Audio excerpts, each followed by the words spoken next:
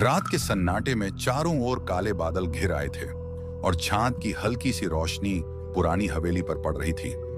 ये हवेली गांव के एक कोने में घने पेड़ों के बीच छिपी हुई थी। गांव के लोग उसे भूतिया मानते थे।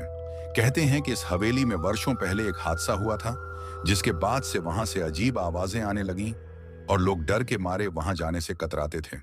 विजय, एक निडर युवक, इन कहानियों पर विश्वास नहीं करता था। उसने ठान लिया कि वो इस हवेली में रात गुजार कर यह साबित करेगा कि भूत प्रेत जैसी कोई चीज नहीं होती। गांव के बुजुर्गों ने उसे समझाया, लेकिन विजय ने उनकी बातों को हंसी में उड़ा दिया। उसने अपने कुछ दोस्तों को साथ चलने के लिए कहा, लेकिन डर के मारे किसी ने भी उसका साथ नहीं दिया। आखिरकार वो अकेला ही हवेली की ओर बढ़ चला। हवेली के पास पहुंचते ही ठंडी हवा के झोंके उसे महसूस होने लगे। हवेली का मुख्य दरवाजा चरमराते हुए खुला, जैसे किसी ने अंदर आने का न्योता दिया हो। अंदर कदम रखते ही उसे एक अजीब सी गंध महसूस हुई। दीवारों पर जाले लटके थे और हर चीज पर धूल की मोटी परत जमी हुई थी। विजय ने अपने फोन की टॉर्च जलाकर चारों ओर देखा और आगे बढ़ने लगा। जैसे ही वह मुख्य हॉल में पहुंचा, उसने देखा कि दीवार पर लगे पुराने तैलचित्र उसकी ओर घूर रहे हैं। अचानक हवा में एक अजीब सी सरसराहट हुई और उसे लगा जैसे कोई उसके पास से गुजरा हो। उसकी हिम्मत टूटने लगी, लेकिन उसने खुद को संभाला और आगे बढ़ता गया। हवेली के अंदर की गूंजती आवाजें उसे और डरा रही थीं।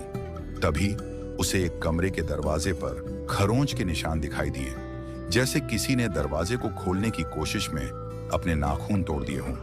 विजय ने हिम्मत कर दरवाजा खोला। कमरे के अंदर घुप अंधेरा था, लेकिन उसे किसी के भारी सांस लेने की आवाज सुनाई दी। उसे ऐसा महसूस हुआ जैसे कमरे में कोई और भी मौजूद है। विजय ने टॉर्च की रोशनी चारों ओर घुमाई। तभी उसकी नजर कोने में एक परछाई पर पड़ी, जो धीरे धीरे उसकी ओर बढ़ रही थी। उसका दिल तेजी से धड़कने लगा।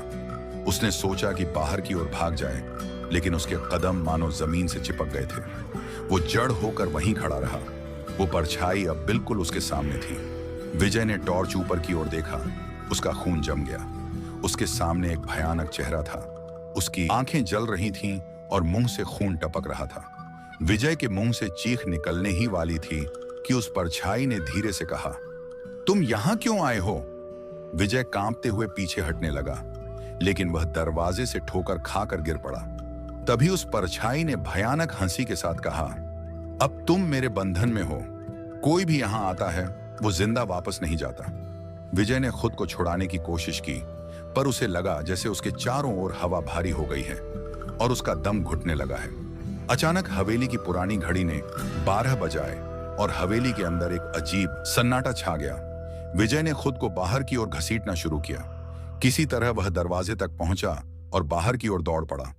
उसके पीछे से फिर वही आवाज आई, वापस आओगे तो हमेशा के लिए यहीं रह जाओगे।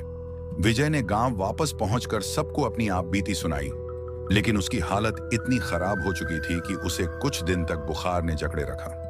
गांव वालों ने उसे बताया कि वो अकेला नहीं था जिसने ये भयानक अनुभव किया हो, पर वो खुशकिस्मत था जो बचकर बाहर आ गया। उस दिन के बाद विजय ने फिर कभी उस हवेली की ओर रुख नहीं किया और गांव वालों ने भी हवेली के पास जाने की हिम्मत नहीं की।